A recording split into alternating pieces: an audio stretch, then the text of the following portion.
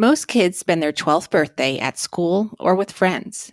Kari Alterman's father, Emery Grosinger, spent his in Auschwitz. In the next 12 months, Emery endured a death march, the loss of both parents, and liberation from Mauthausen concentration camp on his 13th birthday, May 8th, 1945, Victory in Europe Day.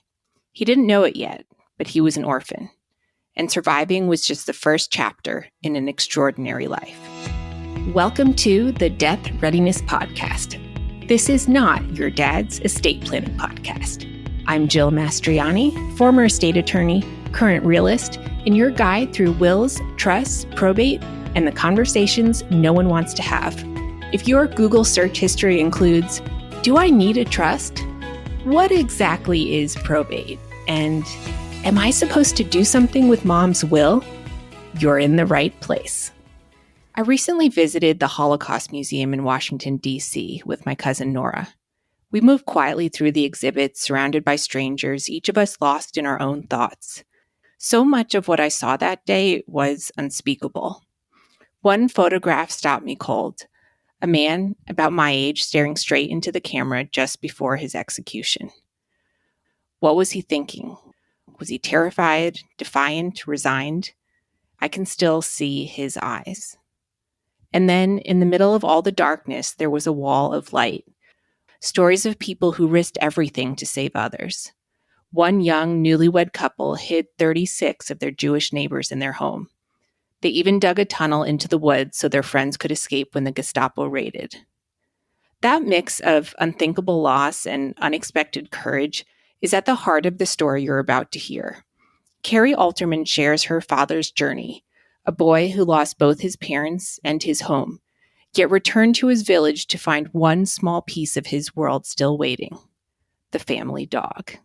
Here's my conversation with Kari. Hi, Kari. Thank you so much for joining me today. Thank you so much for having me, Jill. You invited me to the Zeckelman Holocaust Center, just outside of Detroit, to listen to you speak as the daughter of a Holocaust survivor, and you speak in front of school groups. I was really blown away by your dad's story, and I asked you to come on the podcast and share a bit of that with us. Thank you. I really loved having you come to the Zeckelman Holocaust Center and see me speak. One of the things that I've been thinking about a lot lately, especially with this podcast and, planning for death and planning for the transfer of your assets, is that the situation that a lot of us find ourselves in today, especially in the United States, is really a place of privilege where we do contemplate that the things that we own when we die will be distributed to those people, that we designate in our estate planning documents. Mm-hmm. And when I listened to you speak about your father and his trajectory from an 11-year-old schoolboy to really a young man in Auschwitz, and how the war ended for him and what was left for him after that, that's a scenario that a lot of us don't contemplate and don't think about, that we are so fortunate to be able to plan. And I was hoping you could start us with just a little bit of your dad's childhood and what it was like before the war. Absolutely. So my dad was born in 1932 in a little town called Mihai in Hungarian. In Romanian, it's called Valealu Mihai. It translates to Michael's Valley. It's in that area of the world that is commonly known as Transylvania, which we always made fun of him for. But it was Hungary when he was born. It was Romania for a time. It's Hungary, it's Romania. It's right on the border between the two countries. My dad was the youngest of three. He had two much older brothers. They were about 10 and 11 years older than he was. So he was a surprise. And in many ways, he was raised like an only child with a large extended family nearby that he was very close to. And throughout my childhood, he would tell us stories about his youth. And he truly had an idyllic rural childhood in a small town in Europe. My grandfather was a butcher. My grandmother was a homemaker. They lived around the corner from everybody in the extended family. One member of the family, one uncle owned the lumber yard. They lived right next to the lumber yard. Other family were a few towns over, and they would see them on the holidays. My grandmother was one of 11 siblings, and she had 11 double first cousins, meaning my great-grandmother and her sister married brothers, and they each had 11 kids. Oh, wow. Yeah, so there was a lot of, it's the extended Ruby Rubenstein family. And then my dad's side, the Grosinger family, his father was one of 5, and they were mostly around as well. So my dad grew up with everybody around him. He was related to many people. He had a lot of friends in this little village, and he loved it. So it was just a big, loving family. Yeah, his town was about 30 to 40% Jewish when he was little, and it was a very mixed area, and they lived a really lovely life. Like I said, my grandfather was a butcher. He had 2 butcher shops. He had a kosher butcher shop.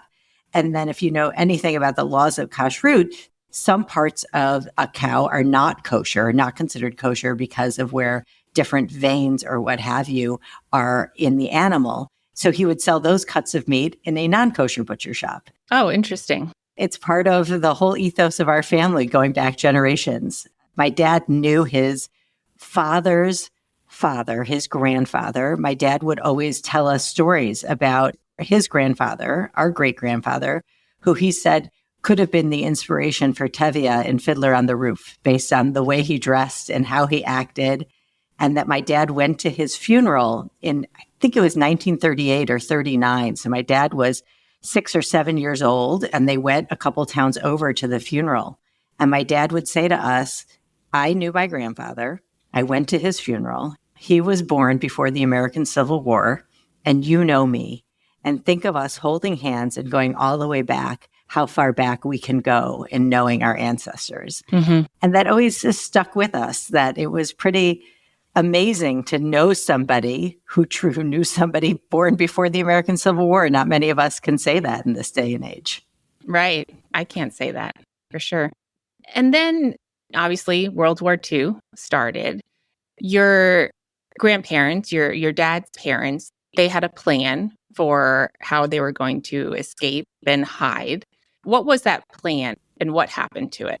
So I'll say a couple things. One, my grandfather was a decorated World War I veteran for the Austro-Hungarian army and had served in Trieste, Italy in World War I. And he had a number of friends who were not Jewish.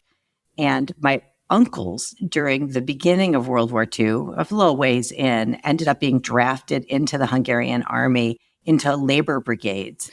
Can you explain what a labor brigade is? I can try. I don't think I can give the best explanation, but from my understanding, it's forced conscription into the army, and you travel in front of the units. So basically, my uncles were assigned to a unit. One was already an attorney. The other was a businessman. They were in their early 20s, and they were going in front of the army units of the Austro-Hungarian army of their unit and setting up camp as the army unit was traveling. So they would get there, they would set up the tents, they would make the food. They were the labor so that the army could fight in the war. They were like the advance team, if you will. So the labor brigade, were they conscripted into that because they were Jewish? That's my understanding, yes. All right. So they were off in the labor brigade. And what were your grandparents and your father doing? My grandparents were aware. They were very well-read. They were listening to Radio Free Europe. They were reading newspapers. They were hearing about what was going on. And it was already 1944, which is very late in the war. And they learned that there was a chance, as the Nazis were taking over in Budapest and the Nazi incrimination and arrest of all of the Jewish members of society were happening, all the Jews were being rounded up, that they should try and find a hiding space. They did not want to risk it. And so they talked to some non-Jewish friends who had a little cabin on an island near a lake by them. Oh, wow. And they secured this cabin. It was incredibly rural. And that's where they were going to go and hide for the duration of the war. Unfortunately, in March of 1944, my dad was sick with scarlet fever and ended up going to the infectious disease hospital in Oradea, which was the bigger town nearby. And you said, I think, that he was taken there by ambulance. His ambulance experience, he told me a few years ago, I was taking him to a doctor's appointment. He said to me, the first time I drove in an ambulance, it was a 2-horse-drawn carriage, which pretty much tells you how insanely backwater parts of this world that, they could listen to the radio and read the newspaper and be engaged in the world, yet they were still on 2-horse-drawn carriages in 1944. So yes, and that's how he got to the infectious disease hospital. His parents found out he was there. Was he sent there from school? He was sent there from school. Okay. And they were worried that as everything was really proceeding into the rural areas of Hungary and into Romania with the Nazis, that they needed to get out. So they had this hiding place, and they sent a non-Jewish friend to the hospital to try and get him released, recognizing that war was really at their door and it was time. Mm-hmm. And unfortunately, they were not allowed to discharge him. They chose to go with their child and to be with him. The 3 of them were rounded up. There was a newly formed ghetto right there in Oradea. So they weren't able to go into hiding because they needed to get your father out of the hospital and secure him with them. Exactly. But because of that time delay, they missed their opportunity to go into hiding. They missed their opportunity. They were rounded up and put into the ghetto instead. And so they missed that chance at hiding out. And interestingly, we'll get into their war experience, but the war ended in Hungary. That part of Hungary was liberated in August of 1944. And this was March of 1944. It was March. It would have been a very short period of time that they were in hiding. Okay. And so what happened once they were in the ghetto? So they were in the ghetto for just a few short weeks. At one point then, in late April, early May, they were rounded up onto the notorious cattle cars and brought to Auschwitz. And they have an example of one of those cars at the Zeckelman Holocaust Center. They have a cattle car from Europe that has been brought over a number of the Holocaust museums around the world. Yeah, I saw it in D.C. also. Yeah, a number of them have secured authentic cattle cars from the 1920s, 30s, 40s from Europe and brought them over to really explain to people what these conditions were like as people were transported from their towns or the town nearby, wherever they were at, wherever they were being held in a ghetto and then brought to concentration camps. Right. And you're calling it a cattle car because that's what it was. It was intended for cattle and it was used for humans. And for anyone who's listening and hasn't seen what those look like, it is a jarring experience to be in one of these Holocaust centers or museums and see one of those cattle cars. Yes, it's incredibly stark. It's literally a wooden box on wheels. There's no seating. The floor is bare wood. There was sometimes straw left over from when it was transporting cattle. There's no lavatory facilities. There's nothing. It's just a big empty box, and they stuffed it full of people. Sometimes some of them had windows cut out for ventilation for animals as the cars had been used for transport, but some did not. It was stifling hot. Like I said, there was no lavatories. There was no facilities. It was filthy and dirty and disgusting, and it took a few days to get to Auschwitz. And when they arrived there, the cattle car doors were flung open and people were shoved out. They really had no idea what they were getting into. Going back to getting on the cattle cart, was your dad separated from his parents? No, I believe he was with his parents on the cattle car itself. Okay. They were together. And then when they got to Auschwitz, my dad would describe it, but that the cattle car doors opened and everybody was shoved out and there are German guards yelling, and they're yelling in German. They don't speak German. My dad spoke both Hungarian and Romanian fluently because, like I noted, the town was sometimes Hungarian and sometimes Romanian. So he already grew up bilingual in that way. So here's a totally different language. And the guards are screaming. There are dogs barking. The first German word he heard was schnell, which is hurry. And he just heard it again and again and again. And he lost sight of his parents right there. Right at Auschwitz, as prisoners were arriving, they were then sent to be processed and selected. And the selection process was generally to the left. I don't remember to the left or to the right which was which, but one, people were sent immediately to the gas chambers and murdered. And the other, if they deemed them to be of a certain strength, or they looked like they could potentially offer some sort of slave labor for some of the companies that were using slave labor, or just because they could offer some sort, they had a better chance of survival, they were chosen for that. I do recall even you saying that some of the labor that your dad did was building a brick wall to be for no torn reason. down again and to build it up again. Exactly. It's not even as though those decisions to keep people for their labor capacity necessarily even resulted in actual needed labor. It's very hard to put our understanding of Western values and Western life on what they were thinking. What was happening? It doesn't all make sense in the way that our brains are organized and the way we are accustomed to thinking. So I don't know the logic of that. And I'm not a Holocaust historian, and I can't speak to exactly what that was. There are incidents of companies that were using slave labor in some of the camps, as well as just the camps were trying to work the inmates to death. They built barracks. They intended to imprison a number of them. They didn't intend to kill everybody as soon as they walked in the door, into the gates. But they did try and tell people that they could work for their own freedom, which is the famous gate above Auschwitz says, "Arbeit macht frei," work makes us free. And so they really believed that they were working for their freedom, even if it was slave labor for no purpose, which is what my father ended up doing. So when the people were sent right or left, how did your dad and his parents, how did they get designated? So my dad lost sight of his parents, which you can imagine he was 12, just about 13 when they arrived at Auschwitz. 11, just about 12 when they arrived at Auschwitz. And my dad lost sight of his parents. It was just a madhouse. And with the yelling and the dogs barking, everything. And suddenly he saw his parents in two different lines.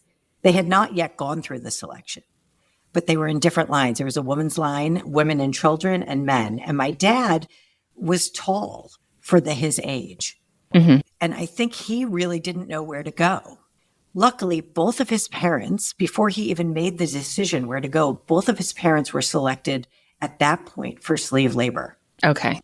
And survival. So my dad went to his father because he went with the men. Okay. He didn't want to be with the women and children. He saw himself as older than the kids that he could see with the women who were being selected. So he went with his father. Right. At 11 years old, he chose the adult route. Exactly. Just about 12. He turned 12 on May 8th. So it was just about his birthday. I don't have the exact date he was there, but the historical record shows it's that first week in May that they arrived. Okay. He ended up with his father for about 4 or 5 days. They went through a delousing process. They were stripped naked and then wiped down with something that my dad always said smelled like kerosene. Mm-hmm. We don't know exactly what the disinfectant was, but that was the smell memory he had. Them being wiped down, they were tattooed with a number. My dad's number was B14153 or 158. I have it written down. Thankfully, I don't have it fully memorized. And they were given these ill-fitting prison uniforms, itchy wool uniforms that were not made for different sizes. They just shoved the same person in each uniform. And he was with his father for about 3 or 4 days. And he believed at that point his father was taken away for work. What we do know is his father was never seen again. We believe he was sent at that point to the gas chamber and murdered. My dad ended up with a number of other young teenagers, or what we would call today tweens and young teens. Mm-hmm. And they were set out into their own barracks where they ended up doing slave labor, which you referred to. So they were sent out every day. They would march out into a separate area of the camp. and they were given these heavy labor-intensive tasks to do. The one that my dad would recall the most often was building a brick wall. So taking the bricks and laying them down, putting the mortar between them and building them up.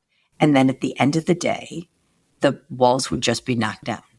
It was not slave labor to build walls for a new barracks or slave labor for a company.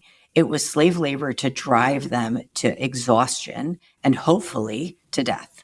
So at this time, your dad was thinking that his father was sent away to other slave labor. Yes. Did he know what happened to his mother?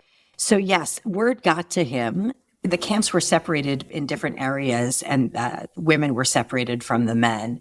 And word got to him that his mother had survived and was looking for him. And a couple times he was able to meet up with her. They met up through the fence. She was working near the infirmary and had a friend working her slave labor involved, whatever it involved, had somebody near the infirmary who stole a bottle of vitamins. Mm-hmm. And she passed the vitamins to my father to try and give him any nutrients she possibly could to take care of her baby, her little 12-year-old baby. So he saw her a few times. And so they would see each other through the fence on occasion. Yes, not frequently, but a few times throughout their 6 months at Auschwitz. And then I understand that your dad and his mom were moved from Auschwitz. Yes. Well, first, what was interesting was my dad had an ear for other languages. Oh. And there were some Hungarians that were also with him in the youth parts of the camp and this young person kind of barracks. But he met a bunch of boys from Poland who taught him Yiddish. Okay. And Yiddish was the language of some Eastern European Jews. It's kind of a mashup.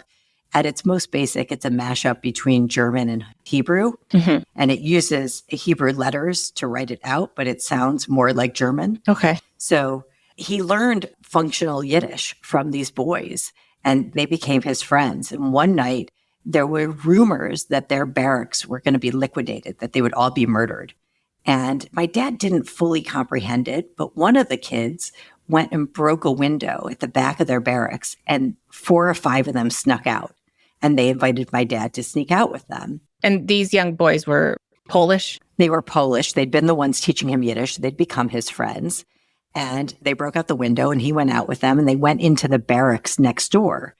And there was no penalty that they kind of snuck in. They went to the back. We've all seen those images of those planks, those barracks that had those, they looked like bunk beds. They were like 3 levels high. They just went all the way in into the back and kind of hid out in the back there. And the next morning, they were right. That barracks that they had been in, which had been locked from the outside, which is why they went out a broken window and broke a window and escaped. The barracks that they had been in, all those young men were marched to the gas chambers and murdered the next day.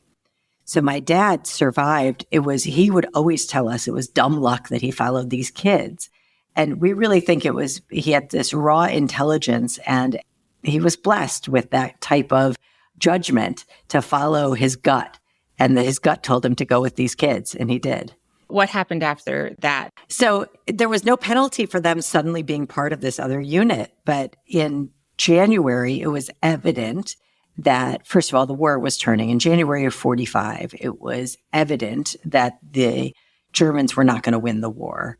And the Russians and the Americans were on the march. And the hope was that one or the other would be liberating Auschwitz soon. There were they could hear the airplanes, the jets going overhead. There was bombings. They were aware of everything going on around them. And the Germans realized, frankly, that they could not murder all of the remaining inmates quickly enough. So they were trying to move all of the slave labor, all of their inmates further into German territory. So there were death marches where people were marched through the harsh winters, a harsh Polish winter, marched toward Germany. And if you fell out of line, if you were slow, if anything happened to you, you were murdered. You were just shot on sight and left on the side of the road, or they were stuck back on train cars. My dad and his mother were lucky enough, if you will. They marched for about 10 miles and then they were on a train. And it was a very slow train. And my dad talked about realizing when we look back on it that he was in Dresden, Germany, probably 2 days after the firebombing of the city of Dresden. And he lost sight of his mother at that point. That was the last time he really saw her. She was sent to Bergen-Belsen, which was a concentration camp in Germany, where she was liberated but died a couple days later from dysentery. She was very, very weak. But over the years, I met a couple of the women who had been with her when she was liberated and when she died, and were able to tell us about the experience. They told us in Hungarian, and I have to say, there is no exaggeration. I do not speak Hungarian. I probably know about 50 words of Hungarian. Mm-hmm. But just being with them and with my dad, I was able to read their body language and understand more of what they were trying to tell him and let him know about her last couple of days on Earth. It was really beautiful. How did you find these women? Much later, in the 1950s and 1960s. My parents got married in 1963. My mom is American. And they went in 1964 to Israel on a delayed honeymoon. And Israel was very underdeveloped at that time. My dad took out an ad in the Hungarian language newspaper in Israel saying, "This is Emery Grosinger. I'm here from America. Anybody from Mihai, meet me at the Hilton, Tel Aviv on Sunday night at 7 p.m. There's no Facebook group. Right, exactly. So he took out an ad, in the Hungarian language newspaper, and he found a number of friends. Oh, wow. No family. He had already knew which family for the most part had survived, but he found friends. And over the years, a lot of people reconnected through all the different ways of finding a common language. At what point did he find out that both of his parents had died? He never really discussed how he realized his father had died, but he knew. He never saw him again at Auschwitz. And so he just knew that he had not made it. His mother, it took a while, but people got to them from Bergen-Belsen who had survived, who came back to Mihai, to my dad's town, told them that she had not made it. Okay. He really didn't know. After the war, my dad ended up, after Auschwitz, he was in two smaller camps, Gross-Rosen and Sachsenhausen, before he was sent to Mauthausen in March of 1945. So that's just a year after he came down with scarlet fever. Exactly. And when he got to Mauthausen, he did not escape the selection, but instead somebody screamed to him that he should say he's Hungarian and not Jewish. And he realized it was a friend of his brother's who was there. Mm-hmm. And so that's what he did. And rather than end up in there's a infamous rock quarry at Mauthausen. And rather than end up in the slave labor brigades that were sent up and down these, I think it's 183 stairs or something like that. There's a book about Mauthausen that talks about the stairs down to the rock quarry. Mm-hmm. Rather than that, my dad ended up in a Hungarian barracks with the government in exile, with members of the government in exile. I don't mean like the prime minister, but members of the intelligentsia and the ruling class of Hungary who had been imprisoned. Political prisoners. So it was adult men and my dad, who was 12, about to turn 13.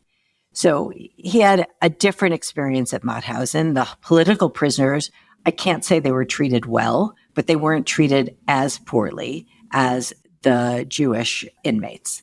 So instead of having half a meal every day, they had a full meal every day. And it wasn't like it's not like a balanced meal, but they knew they were getting food every day. And my dad didn't have anything to do. He was sort of just a prisoner without any assignment. And so he wandered around and he would check things out. He really understood the layout of Mauthausen. He knew where everything was. We'd been back there with him many times.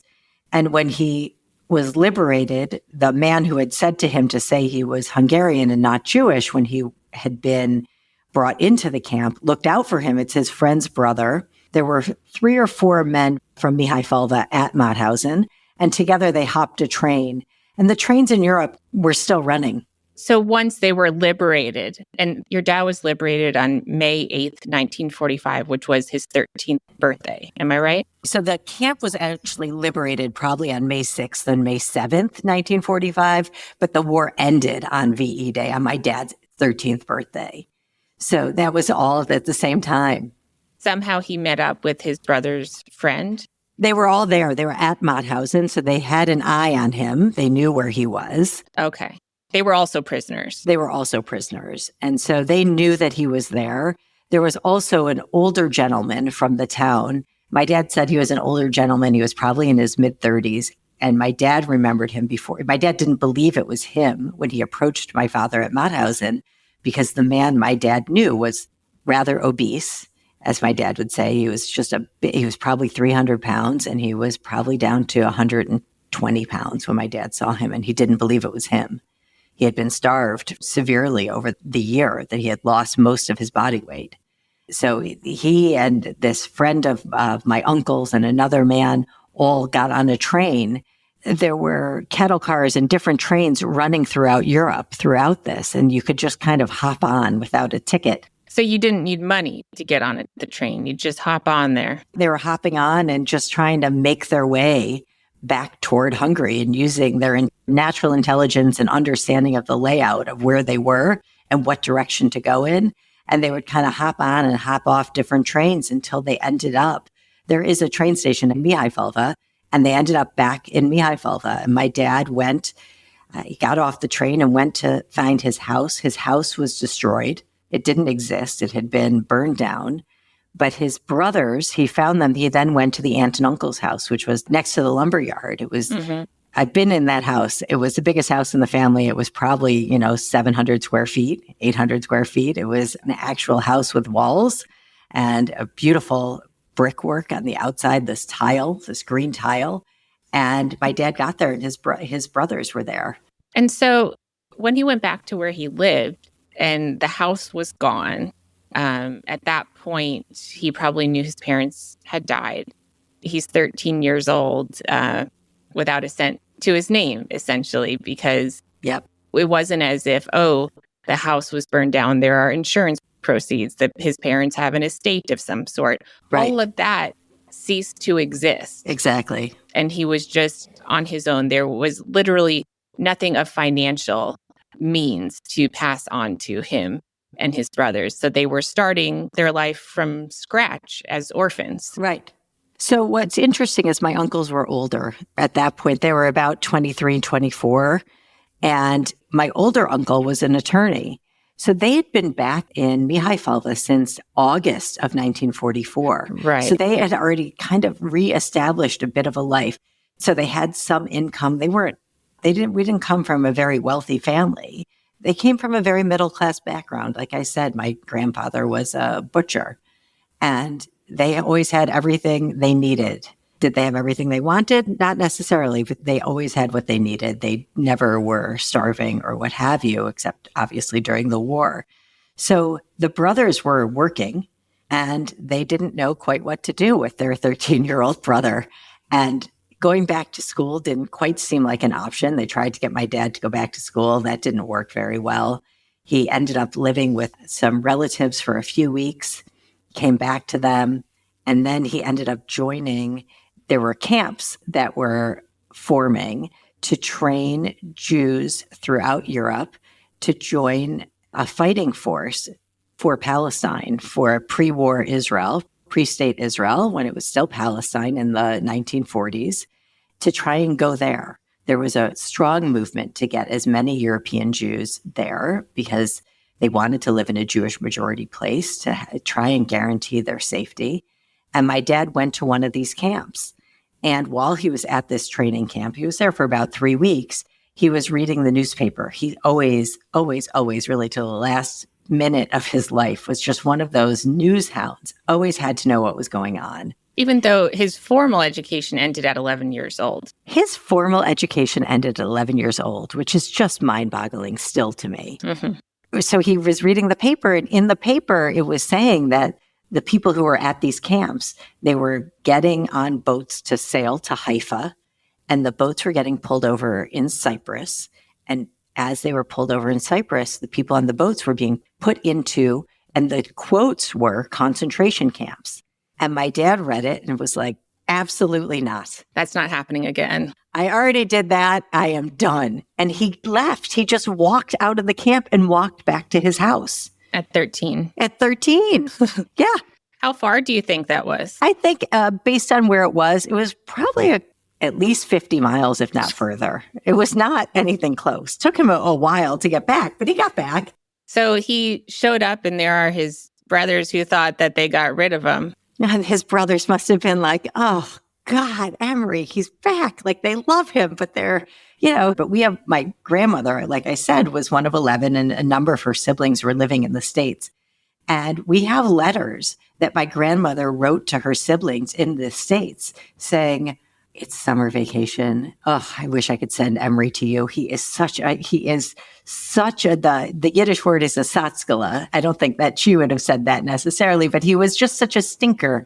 My dad was definitely somebody who was very mischievous, always had a twinkle in his eye, always was looking for the next practical joke to play. And she was exhausted. She was, it was her third child, and he was much younger than her other ones. She was like an older, if you will, mom at that point. She was ready for him to stop annoying her all summer. Well, I remember in the talk that you gave, you mentioned his dog that he painted green. Yes, Kitsy. Yeah, and there was actually a picture of that dog, not in its green color, but... Not in its green. Yeah, when he was little, he painted the dog green. He was bored. That dog survived the war. What we believe happened is when everybody was rounded up into the ghetto, the dog kind of just foraged around the undeveloped foresty land around the village. Mm-hmm. And then when his brothers came back, the dog went and found the brothers. Wow, that's incredible. And then when my dad came back, the dog was there. And when my dad and his oldest brother left to come to America, my middle uncle and his wife was pregnant, and the dog stayed with them. And my aunt, so the picture you see is of my aunt, who's 95 and still actually lives outside of Detroit, right by us. She kept that dog, and that dog became the babysitter for my cousin, who was born in November of 1947 in Mauthausen. So is this the Aunt Clara or Clara? Yes, that's her. Okay, because I watched a video of her, I think at the Zekelman Holocaust Center, where she talks about her life. Yes. During World War II.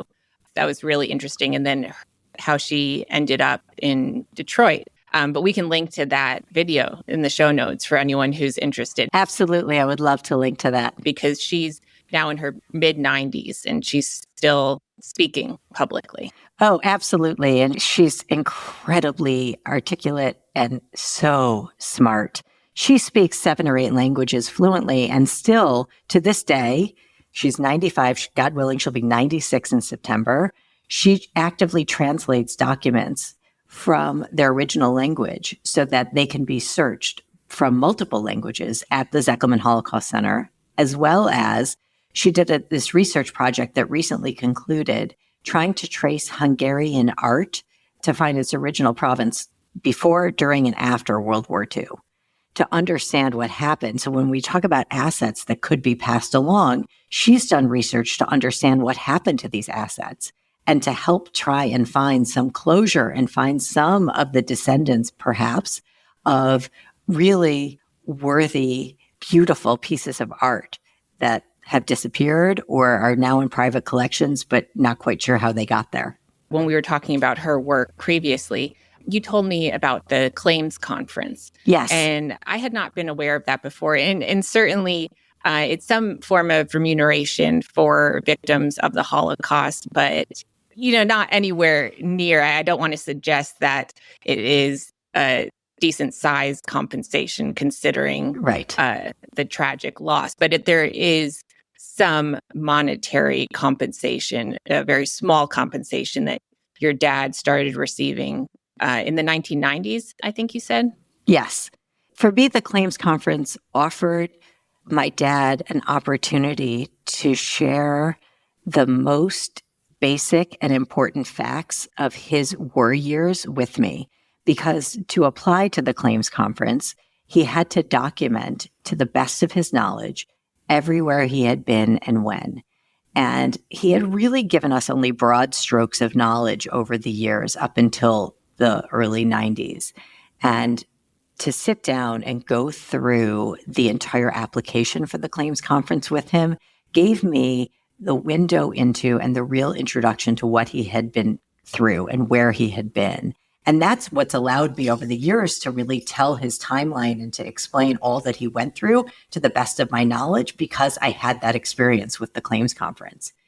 After that, once he was accepted, once it was documented, every year he would receive a certificate in the mail, a certificate of life that we had to have notarized to show that he was still alive. So only he was entitled to this money, not his surviving spouse or descendants. No, it's for the survivors of Nazi war crimes. And my dad, over the years, beginning probably in the early 2000s, when he would get a life certificate, it had to be certified. You needed a notary public to take care of it. Mm-hmm. And I always had notaries that worked in whatever office I was in. I would have notaries. So my dad would come in and present his passport and himself, and they would notarize the form for me. And it was a really beautiful way to expose people who may not have otherwise met a Holocaust survivor, and to really expose them to what this was and what you had to go through to continue to receive this compensation. For many people, there are still tens of thousands of Holocaust survivors. They're elderly, and many of them live under the poverty line. And this money is for them a complete and total lifeline. And it offers them an additional sort of security as they age to allow them to try and age with dignity. Fortunately, my father, although he came from nothing, because as you said, he didn't have anything to inherit except a good name and except a work ethic and accept the opportunity to understand what he was capable of, that he knew nothing could stand in his way. He didn't need the money from the claims conference. It was more symbolic to him than necessary. So he had a separate bank account that money was direct deposited into, and it was kind of his mad money. So he would play the lottery with it. He would buy himself something that he wanted, and nothing extravagant, but it was his little pocket of money that he considered like a slush fund from the German government. You were at Mauthausen just recently in May. Yes. May 8th. And that was the 80th anniversary of the end of the war. And you had mentioned, and I didn't ever contemplate this happening, and I don't know why, that, there were babies who were born in concentration camps, and that those babies were 80 years old. The miracles of Mauthausen. Yes. I think you had described them as, or they are described as. And to think of people, as young as 80, being survivors of the Holocaust. It is amazing to think like that. It really did blow my mind to think of that, and I hadn't thought about it until you mentioned it.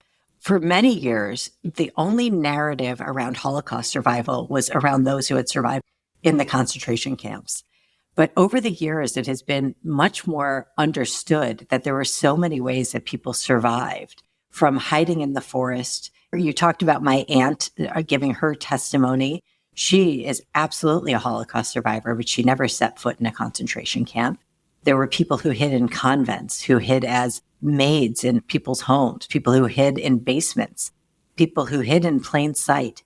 All of them were also Holocaust survivors. My uncles, who served in that labor brigade, had never considered themselves survivors. But as we look at the imprisonment of Jews throughout Europe and others, we see them all as survivors. And so your dad ended up in the United States. So he left on foot from the Israeli army training camp and ended up back in his home city, his hometown. What happened from there? How did he get from there to being in the United States? So he and his eldest brother, like I said, my Uncle Leslie, was married to Clara, and they were pregnant with their daughter, who was born in November of 1947. But my dad and his older brother had started to get not in trouble, but had started to attract the interest of some of the communists that were. And he was an attorney. He was an attorney by training. And they were aware of him, and they were getting nervous about what was happening. That part of the world was dividing quickly between the Iron Curtain and the West. And they were right around the dividing line where they were. And my uncle decided it was time they needed to leave. Okay. So he had some money saved up from working, and he and my dad snuck across Europe. They had fake passports. They had a master forger. The passports being fake, could you describe why they were fake and who might have had passports that were not fake? So there was really no opportunity to get passports. They didn't have a birth certificate. They couldn't do anything anymore at that point after the war. Everything was in such disarray. So there was a master forger. His name was Cheater Rosenberg, which may be my favorite name of history. And they went, a bunch of them, I think there were 5 of them traveling together. And when they got to one of the borders, I believe it was the border with Czechoslovakia, the border guard went through their passport and said, and my dad did this amazing, he always would tell it the same way, where he was flipping the pages and he'd said, and the border guard said, fake, fake, fake, fake, fake, as he's flipping the pages of the passport. And my dad said, he's never been so nervous in his life. He thought they were going to get turned around and sent back. And what were they going to do if they were sent back? And then the man said, he stamped it and said, okay, you're free to go. The only people who have real passports are Nazi agents fleeing to South America. Because they were the only ones able to get them. The only ones able to get real passports. And everybody else had these fake passports. So they were like old Romanian passports that the name and like the title page had been kind of dropped out and a fake page put in. Oh, interesting. So imagine this is before they had the ability. Like today, you can imagine how not easy, but the software exists for somebody to make something that could be fake or that it would look real. So that's how they went about it. And it took them almost a year to make it all the way across Europe. They spent significant time in Prague. They spent 6 weeks in this flea bag hotel in Prague that my dad, as he would recall it, he realized that they were there with some other survivors who ended up becoming part of the early government of the state of Israel. Oh, interesting. They were there doing negotiations and trying to build up some sort of both a fighting force, but also to understand governance and understand how to be a part of a government. So there were lots of experiences like that. From one country to another, they were required to have a health certificate that they passed a health, a physical. And they didn't speak the language wherever they were. And it wasn't any language that they knew. And they saw what was to them looked like a medical facility. So they waited in line at this doctor's office and they sat in the waiting room. And my dad said, after a while, they realized that they were really the only men there, but they didn't think about it. And it turns out they were at a gynecologist's office. But the doctor thought it was so funny. He signed their papers. He did a basic exam and he sent them on their way. Oh, wow. So it worked. It did work. What was their destination in the United States? So they had a lot of relatives here. Like I said, my grandmother had a number of relatives that were already living in the States, many of whom were here in Michigan. Some were still in New York, but many were here in Michigan. And my uncle was trying to get a visa, an American visa. And at the same time, I don't know exactly how, but word had gotten to the relatives of the United States that the Grosinger brothers had survived, that Alona's children were alive and trying to come. And at the same time, one uncle had collected funds from the family around here and had it wired. There was a whole piece through HIAS, the Hebrew Immigrant Aid Society, as well as Catholic Charities, where all of this came together in Marseille, France, that my dad and his brother were able to get a 6-week visa to come visit the United States, followed by a working visa to go to Peru. Okay, so this uncle, your dad's uncle. Yeah, my dad's uncle. The one here was my uncle Bert Ruby. And he was your mother's youngest brother? Is that correct? Yes. Okay. So he and his family, they were the destination. Yes. For your dad. And so if they had a 6-week visa, I think you told me that your dad never left the United States once he got here. So how did he end up being able to stay? So he and his brother ended up on the USS America, and they set sail from Marseille, France. They arrived at Ellis Island at the Statue of Liberty on April 29th, 1948. And they were greeted at the port by my great aunt, their aunt and cousins, and this Aunt Hermina and her daughter Betty or Liz and her granddaughter Karen. Karen is my cousin she's amazing. She's still very much alive. I think she's in her early 80s. And she remembers greeting my dad at the dock and meeting him. Oh, she must have been so little. She was so little, and my dad always, his whole life, they would tease her. I have pictures of them as adults, that she was wearing one of those beanies that had the little helicopter, the little propeller on the top. And he always, every time he would see one, he would take a picture and send it to her because it reminded him of when he first got off the boat. So on an aside, my dad had a deep aversion to poultry, that when he was a little kid, he ate a feather. Oh, okay. And it disgusted him to the point that he was literally repulsed. He could not eat poultry. And they get off the boat, and Aunt Hermina and the extended family greets him and his brother, and they go to dinner, and Aunt Hermina made them chicken. And my dad looked at his brother, and his brother looked at him and said, "You eat it. Be gracious. It's not a choice. Be gracious." And my dad said he ate it so fast, she gave him a second piece. And he said that was the last time he ate poultry was in April, probably April 30th, 1948. So he avoided it the rest of his life. We used to always laugh about that. I think when I was reading about your dad, I saw that he, arrived in the United States. Was it maybe April 29th, 1948? And my mom was born on April 22nd, 1948. Oh, that's amazing. It's just so interesting to me when different timelines collide. And, I think of my grandparents having had their final child. She was the fifth of five girls, April 22nd, 1948. And then just a few days later, your dad arriving in the United States. And now I know that he was eating poultry for the last time in his life. I love that, Jill. What a beautiful connection. I appreciate that very much. So the 6 weeks ended. So after about a week in New York, my dad and his brother, I don't remember if they took a train or somehow they were driven to Detroit to come visit the family here. And my dad fell into this natural rhythm with his Uncle Bert and Aunt Irene. And I think just Alan was alive. I think my aunt might have been pregnant with her second son, my cousin Rob. Alan just turned 80 last week. So happy birthday, cousin Alan. He was here 2 weeks ago for my nephew's wedding.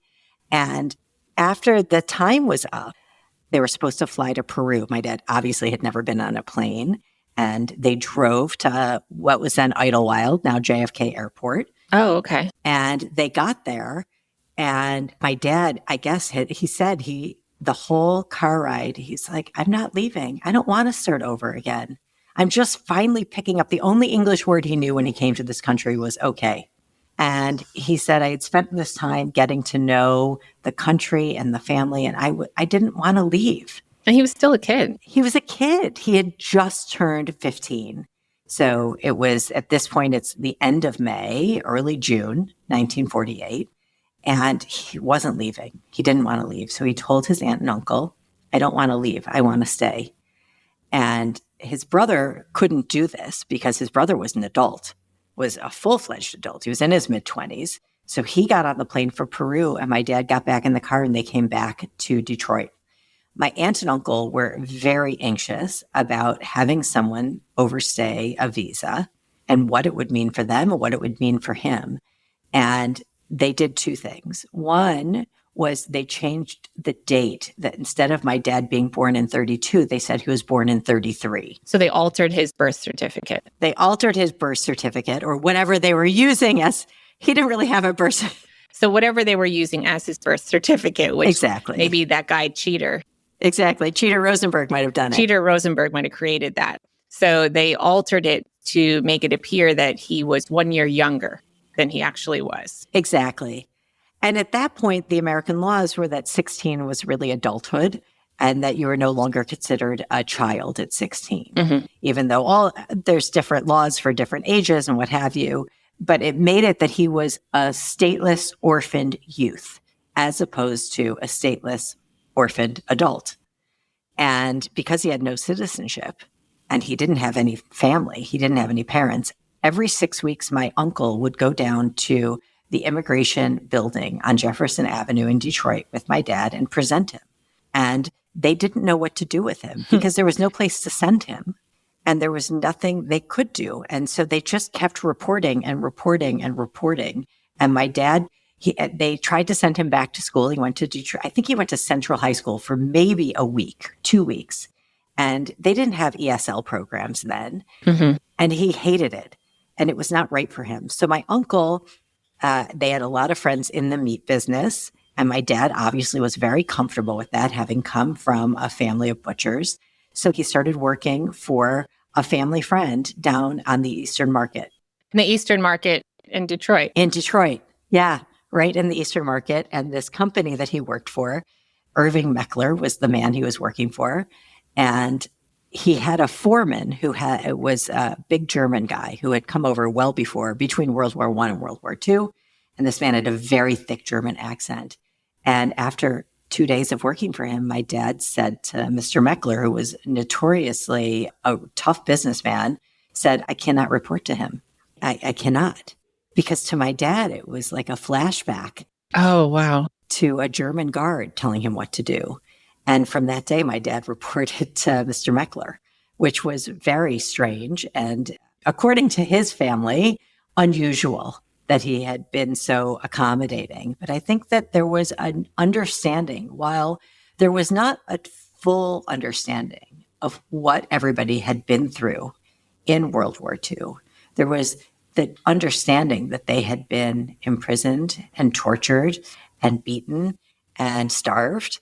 And lost his parents. Lost their parents. And people were deeply, deeply accommodating and kind. My dad followed a kid home. He would ride the bus around Detroit, the Dexter bus around the city of Detroit. And that's how he learned English. He once followed a couple boys home who lived in the neighborhood. And one of them had said, you should come by sometime. This is my house. And my dad did. Mrs. Belinsky opened the door and he asked for Arnie. And Arnie came up and he was playing in the basement with his friends. And they had my dad come down and join them. And he left a few minutes later. And Mrs. Belinsky notoriously sat those boys down and said, we don't know what he went through. He doesn't have parents. He's living with his aunt and uncle. You're going to include him in everything you do. You include him. And Arnie Belinsky was a lifelong friend of my father's because of that. And his sister lived down the street from my dad for many years, Brenda. And we know their kids because to us, she was a hero of all of this. Mm-hmm. She was somebody who understood, without knowing the details, understood how you are kind and welcoming and gracious to people who have been through something that you can't even fathom. And then your Uncle Bert and his wife, they ended up legally adopting your dad. Is that right? Yeah. So my dad was technically adopted by the Rubies. Their two children, Alan and Rob, they were his cousins, but they were like little brothers. He was very close to them his entire life. And Rob passed away 9 years ago. My dad, it was so hard for all of us. We loved Rob. There aren't enough words to explain how much I loved my cousin Rob and how I miss him. And his brother Alan, like I said, was just here with his wife Cindy and their kids, Dan and Lauren and Sarah. They all came out here for my nephew's wedding. And it was so meaningful because although we live on the other side of the country from each other, we've never lived in the same place. We have this deep connection. My older daughter, is named for their mother, for my Aunt Irene, who was like a grandmother to me. My Uncle Bert, unfortunately, passed away very young in 1967 or 68. My brother is named for him. And we carry this legacy forward. When we talk about what do you carry forward, we carry the names and the legacy of the people who brought us here. I'm named for my grandmother. My brother's named for both my grandfather and for my Uncle Bert. That's a good segue to what you're doing currently, and your new business, Good Name Advisors.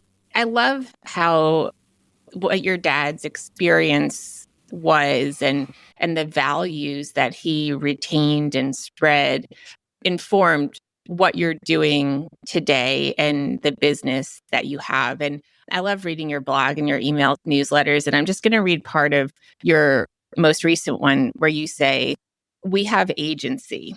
We get to decide how we show up, how we invest in the future, how we reinforce what we care about, and how we contribute to a more stable, values-driven world. Can you explain the meaning there and how that integrates with what you're doing currently? Absolutely. But before I do have to say very briefly that when my dad came to Detroit and went to this duplex where Bert and Irene lived with Alan, there was another side to the duplex, and there was a single woman and her son living there. The son was about 9 or 10 years old at the time, and that man grew up to be my father-in-law. Oh, wow. I don't think I told you that story. No, I didn't know that story. The first person who my dad met, who he was not related to in this country, was my father-in-law. While they weren't friends their entire lives, they were always in each other's lives. And when my husband and I met and we were dating, they finally told us this story because nobody wanted to tell us because they were afraid, I think, we would run the other way if we knew it. In fact, it's something that really matters to us. And when I was naming the business and thinking about the business, my father's been gone just over 3 years. My father-in-law passed away this past January, and he was really, thankfully, only ill the last month of his life. And one of the things he said to me when he was in the hospital, he asked if it was known yet that I was leaving my former job and what I was going to do next. And I said, it is. And he said, well, how can I help? And I said, Pops, I love you. I don't think you can really help me right now. And here I'm thinking, you have no muscle tone right now. You can't even lift your arms. Mm-hmm. You can't stand. How are you going to help me? And what I realized when he passed was what he and my dad left us is their good name and their reputation and their ability to recognize that there are circumstances you can control and circumstances you can't. And what you can always do is you have control of how you behave and how you react. And that's why I named it Good Name Advisors in memory of both my father and my father-in-law who gave us their good names. And when I talk about in the blog about agency, it's just as easy for us to do nothing. And I love to do nothing. But at the same time, I feel compelled to spend my time and my energy in trying to make this world better, in the little things that we do. And I think that we have the chance to make a difference in this world. And sometimes those things are really small. It's smiling at somebody, opening the door, being gracious and kind at every opportunity. And it's the big things. It's making a difference, through philanthropy, ensuring that somebody may have a scholarship for something that they couldn't otherwise afford, and to them to go on to change the world. So through your company, which is philanthropic advising. Yes. Helping people sort of articulate their values and determine how they can meaningfully contribute to society in a way that furthers those values in the world. Yes. So there are two parts to what I'm doing. One is philanthropic advising, the main philanthropic advising, which is consulting with families or individuals as they're looking to make different types of contributions philanthropically. So there's, I can work with them on a small project, a larger project, or on a more retainer basis and meet with them in an ongoing way to help them determine what it is they want to do. I mean, there are 1.2 million charities in the United States. There's a lot of opportunity out there. What is it that you want to do? How do you want to hone in? What's the change you want to make? And what are the best ways to do it? The best organizations and the best methodologies to do so. Right. So to help them with that. The second part of that is through giving circles, calling them Give for Good circles.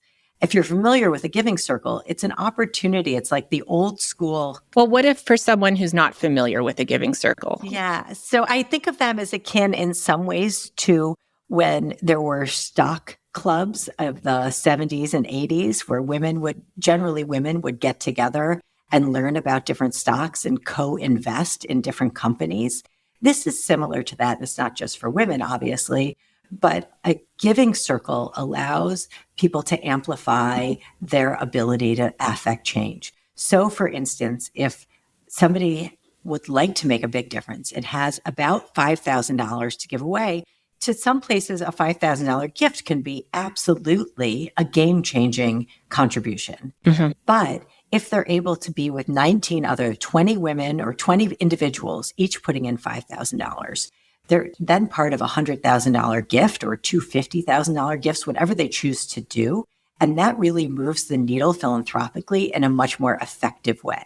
So it's a collective. It's a collective gift. So the way it works is there are donor-advised funds that have been set up that can hold collective funds. So a number of people can all put their money into the same donor-advised fund, the same DAF, and that money held there. And then it is distributed when they're ready to do that. So over the course of 8 to 12 months, there's an opportunity to learn together. What I love about a giving circle is it levels the playing field because different people have different levels of knowledge. So everybody is learning together about both philanthropy and about what's motivating them and what they as a group want to accomplish. Well, Kari, thank you for joining me today. I really appreciate it. Thank you, Jill. It was an honor to be with you, and I always learn so much from being with you. So thank you. Thank you for spending time with us and honoring Emery Grosinger's story. If you'd like to connect with Kari Alterman, visit goodnameadvisors.com. I'll include a link in the show notes. And if today's episode moved you, please share it with someone you love and maybe start a conversation about the legacy you want to leave. This is Death Readiness, real, messy, and yours to own. I'm Jill Mastriani, and I'm here to help you sort through it, especially when you don't know where to start. Hi, I'm April, Jill's daughter. Thanks for listening to the Death Readiness Podcast. While my mom is an attorney, she's not your attorney. The Death Readiness Podcast is for educational and entertainment purposes only. It does not provide legal advice. For legal guidance tailored to your unique situation, consult with a licensed attorney in your state. To learn more about the services my mom offers, visit deathreadiness.com.